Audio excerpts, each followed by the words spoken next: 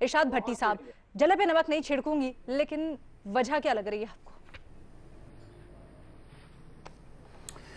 Madam شیخ سب سے پہلے تو مرشد پاک کی قسمت اور نصیب نمبر 1 پہ. دوسری بات شروع کرنے سے پہلے نیتوں اور جیبوں کا بھید یا حال اللہ تعالیٰ جانتا ہے، لیکن چند وجوہات بیان کر دیتا ہوں. ہارنے کی وجہ ایک مبینہ طور پر ڈنکی ٹریڈنگ، خرید و فروخت، کرپشن.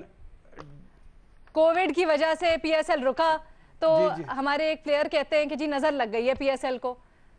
سر وجوہات بتائیں سر. جی اسی پہ آ رہا ہوں میڈم شیخ، اسی پہ آ رہا ہوں. نمبر 1 ڈنکی ٹریڈنگ، خرید و فروخت، کرپشن، پیسے کا مبینہ طور پر استعمال، یہ سارے مبینہ ہیں. 160 ووٹ اپوزیشن کے تھے، 169 ووٹ کیسے ہوئے؟ ویڈیوز آڈیو سامنے آ چکی ہیں. ووٹ مسترد کرنے کے طریقے بھاؤ تاؤ شرمناک. یہاں میڈم شیخ کم ووٹ تھے جب تحریک عدم اعتماد سنجرانی صاحب کے خلاف ہوئی، وہ جیت گئے. کم ووٹ تھے، گیلانی صاحب بھی، مرشد پاک بھی جیت گئے. اب طے کر لیں سنجرانی صاحب کا مینڈیٹ بھی حرام تھا، اگر حرام تھا تو یہ مینڈیٹ بھی حرام ہے. اگر سنجرانی صاحب کا مینڈیٹ حلال ہے تو یہ مینڈیٹ بھی حلال ہے. سنجرانی صاحب کے معاملے میں اگر جمہوریت کی پیٹ میں چھرا گھونپا گیا ہے تو اب بھی چھرا ہی گھونپا گیا ہے. اچھا نمبر 2، کوئی دغا دے گیا. اتحادی کاف لیگ تھے، جی ڈی اے تھے، ایم کیو ایم تھی، کوئی چھوڑ گیا ہوگا، کوئی آزاد یا کوئی اپنا دوسری طرف مل گیا ہوگا. نمبر 3، جہانگیر ترین کے ووٹ کس کو پڑے؟ کیا جہانگیر ترین فیکٹر حکومت کی طرف آیا یا جہانگیر ترین فیکٹر گیلانی صاحب کی طرف گیا؟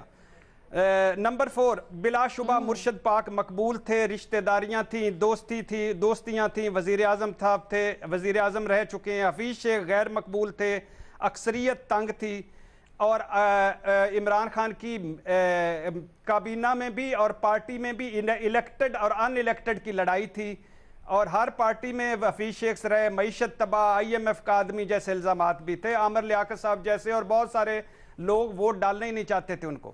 نمبر 5، زرداری فیکٹر میں بھی ہو سکتا ہے. زرداری صاحب کہہ رہے تھے کہ 20 ووٹوں سے جیتنا تھا، 5 سے جیتے ہماری کم ہوئی ہے.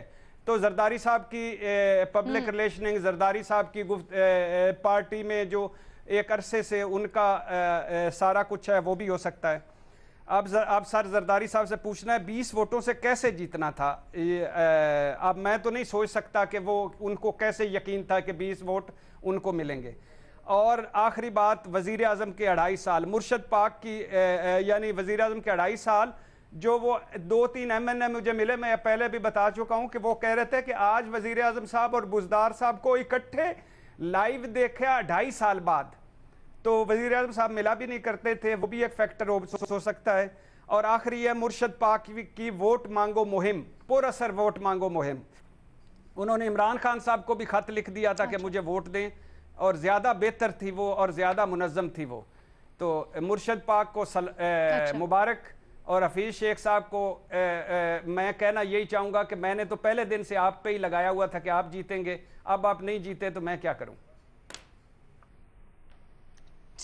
ٹھیک ہے جی.